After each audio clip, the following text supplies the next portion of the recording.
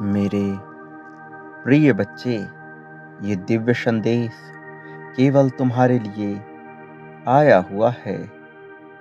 मेरे प्रिय, अब तुम अपनी समस्त चिंताओं को छोड़ दो, उनका त्याग कर दो और केवल अच्छी चीजों पर ही ध्यान लगाओ, क्योंकि चिंता करने से कुछ भी हासिल नहीं होता सिवाय दुख और तकलीफ के। मैं देख रहा हूं कि तुम आवश्यकता से ज्यादा विचार कर रहे हो। समस्याएं उतनी भी बड़ी नहीं हैं जितना तुम्हारी सोच ने उसे बना दिया है। तुम्हारी समस्याओं ने अपना रूप विस्तारित किया है और इसका कारण कुल इतना है कि तुमने इसे आवश्यकता से अधिक सोचा है। और अब तुम तनाव मुक्त हो जाओ, गहरी सांस लो, मेरा ध्यान करो, इस संदेश को पूरा सुनना, क्योंकि मैं तुम्हें बहुत ही बड़ा रहस्य बताने वाला हूं जिसे जानना तुम्हारे लिए आवश्यक है। इसलिए इस संदेश को पूरा सुनना, बीच में छोड़ने की भूल ना करना। मेरे प्रिय, आकाश से तुम्हारे लिए आशीर्वाद आ रहा है। एक बहुत ही दिव्य देवदूत तुम्हारे जीवन में प्रवेश करने वाला है और बहुत जल्द तुम उस आशीर्वाद से अपने जीवन में चमत्कार होते देख पाओगे। जो आशीर्वाद वो तुम्हें प्रदान करेगा, शीघ्र ही तुम्हारे साथ एक कतार में ऐसी घटनाएं घटेंगी जो तुम्हारे जीवन को अप्रत्याशित खुशियों से भर देंगी और धन का मार्ग तुम्हारे लिए खुल जाएगा। मैं परिस्थितियों को तुम्हारे पक्ष में स्थानांतरित कर रहा हूं, जिसके कारण बंद दरवाजे खुलेंगे, नए रिश्ते बनेंगे। तुम अब अपने निर्धारित लक्ष्य को प्राप्त करोगे और जल्द ही तुम एक बड़ा वृहद लक्ष्य बना पाओगे। मेरे प्रिय, हो सकता है अभी तुम्हारी मानसिक स्थिति तुम्हें सामान्य ना लग रही हो, क्योंकि नकारात्मक आत्माएं सभी पुण्य आत्माओं को अपना निशाना बनाए हुए हैं और इस वजह से सभी पुण्य आत्माएं दुखी महसूस कर रहे हैं। पर तुम बिल्कुल भी हताश मत होना, क्योंकि ये समय बीतने वाला है। एक चक्र का अंत हो रहा है। कभी कभी थोड़ी देर के लिए शत्रु हावी हो सकता है, लेकिन कोई कितना ही प्रयत्न क्यों ना कर ले, सत्य को पराजित नहीं कर सकता। यदि तुम परम पिता पर विश्वास करते हो तो हर हाल में इस संदेश को अंत तक सुनना, क्योंकि इसमें तुम्हारे लिए कुछ विशेष बात छुपी हुई है। तब तक प्रतीक्षा करो जब तक तुम इस संघर्ष के पीछे का आशीर्वाद ना देख लो, और बहुत जल्द तुम उसे महसूस करने वाले हो।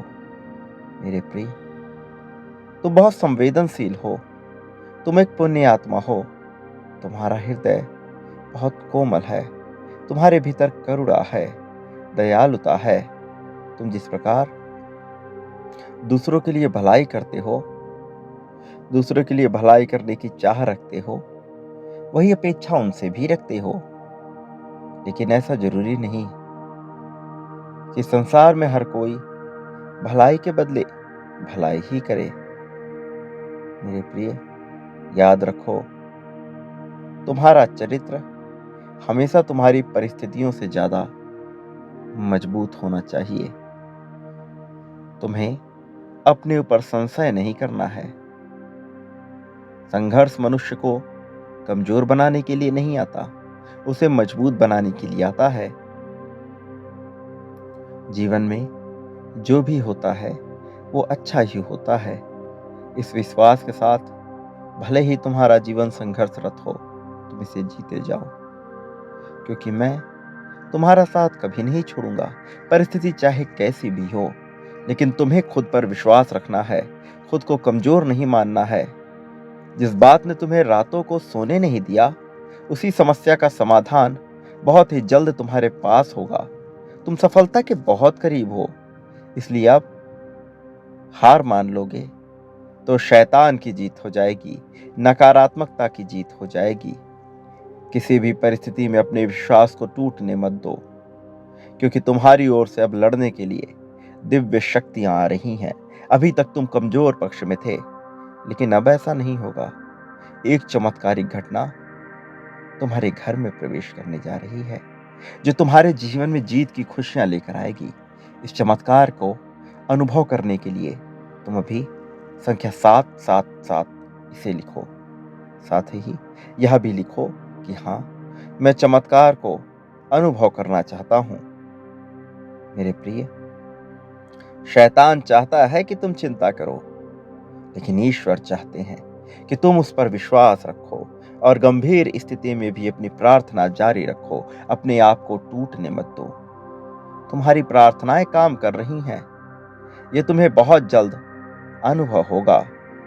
ब्रह्मांड की ऊर्जा तुमसे कह रही है, यह फिर से उत्साहित होने का समय है। मैं तुम्हारे जीवन को अप्रत्याशित आशीर्वाद से आश्चर्यजनक रूप से भरने वाला हूं। जो तुम्हारा है, जो तुम्हारे लिए निर्मित किया गया है, वो तुम्हें मिलकर ही रहेगा। चाहे वो तुम्हारा महल हो, चाहे वो तुम्हारा वाहन हो, चाहे धन हो, चाहे ऐसी परिस्थितियां हो, तुमसे कुछ भी छूट नहीं सकता। तुम्हें उसकी ऊर्जा महसूस होने वाली है।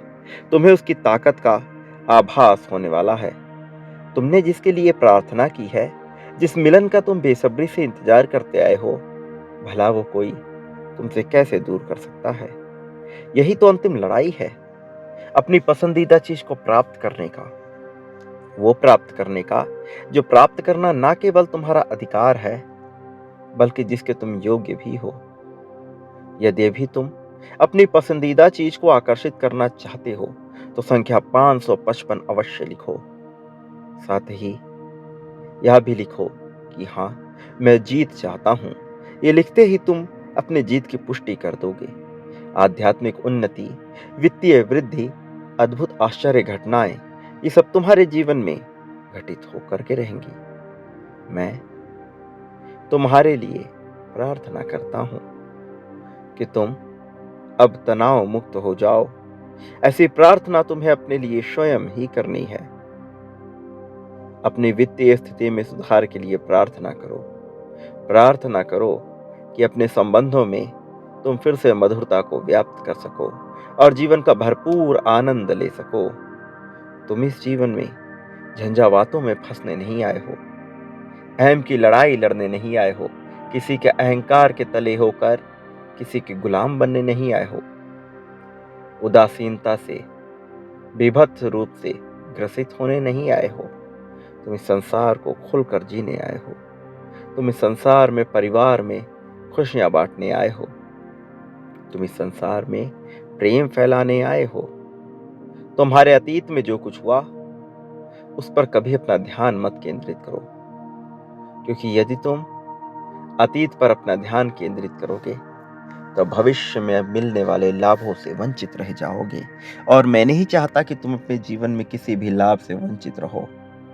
तुम्हें विश्वास करना होगा, मैं सब कुछ बेहतर कर दूंगा। ये माह तुम्हारे लिए बहुत बड़े बड़े आशीर्वाद लेकर आ रहा है। अनंत आशीर्वाद, बड़ी मुस्कुराहट, वित्तीय सफलताएं और बहुत ही सटीक अवसर तुम्हारे जीवन में आने वाले हैं। इन्हें खो मत देना। अहंकार, अतीत की यादों, स्मृतियों में फंसकर इन्हें भुला मत देना। जो तुम्हें मिलने वाला है, केवल उस पर ध्यान लगाओ। जिसके तुम योग्य हो, केवल उसके ध्यान लगाओ। अपने भीतर झांको, गहराई में उतरो। तुम स्वयं ही चमत्कार हो। इस चमत्कार से अलग नहीं हो तुम। ये संसार ही अपने आप में एक चमत्कारिक घटना है, और इस चमत्कारिक घटना का एक अभिन्न अंग हो तुम। इसे महसूस करो। उस एक के समान हो जाओ। उस एक से एक हो जाओ। वो एक जो सब कुछ है, जो सबका सार है, तुम उससे मिल जाओ। इस संसार में जिसने बहुत कुछ जान लिया, वो कुछ भी नहीं जान पाया, और जिसने उस एक को जान लिया, वो सब कुछ जान गया, क्योंकि वो एक ही सार है। बाकी सब कुछ इस संसार में आसार है। और यदि तुम विजय को महसूस करना चाहते हो, संतुष्टि को महसूस करना चाहते हो, संपन्नता को महसूस करना चाहते हो, समृद्धि को महसूस करना चाहते हो, प्रेम को महसूस करना चाहते हो, और अपने अनुभवों में ये सब हासिल करना चाहते हो, तो तुम्हें उस एक के साथ एक होना होगा। वो एक कोई और नहीं है, वो एक तुम ही हो। उसे जानने का प्रयत्न करो, अपने आप को जानने का प्रयत्न करो। 72 मुखौटे लगाकर इस संसार में बहुत से मनुष्य घूमते हैं।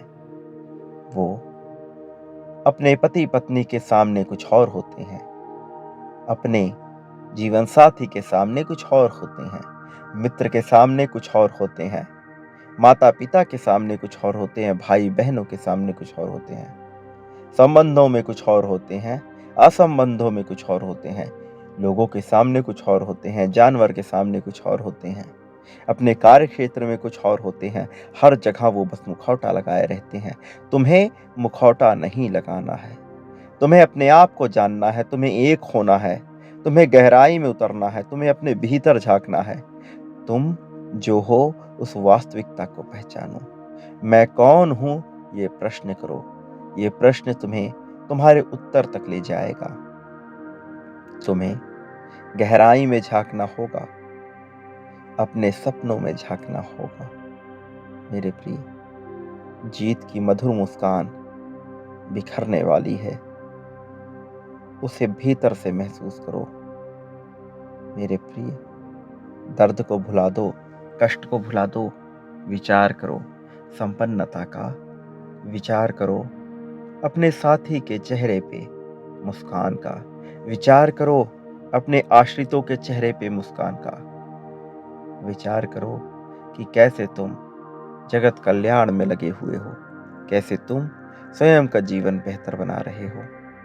मेरे प्रिय, मेरा आशीर्वाद सदैव तुम्हारे साथ रहेगा, लेकिन क्या तुम अपने साथ हो? इस बात का विचार करो। क्या तुम संपन्नता की ओर बढ़ रहे हो? तुम इसका विचार करो। क्या तुम खुशियों को समझ पा रहे हो?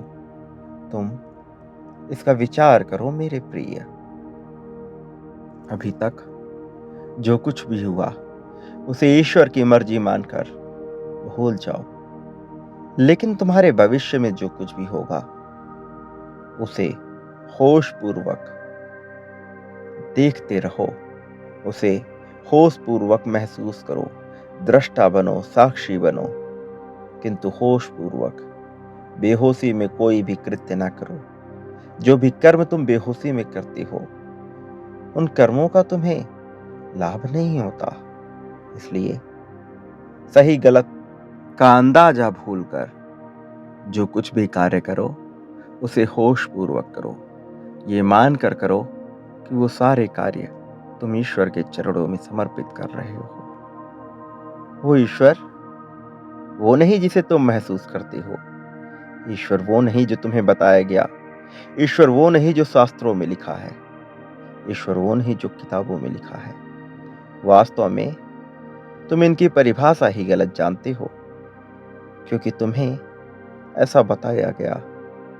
तुम्हारे भीतर जो मूर्त रूप विद्यमान है, तुम उसे ही ईश्वर माने बैठे हो, किंतु मैं कौन हूं तुम इसे महसूस नहीं कर पाते।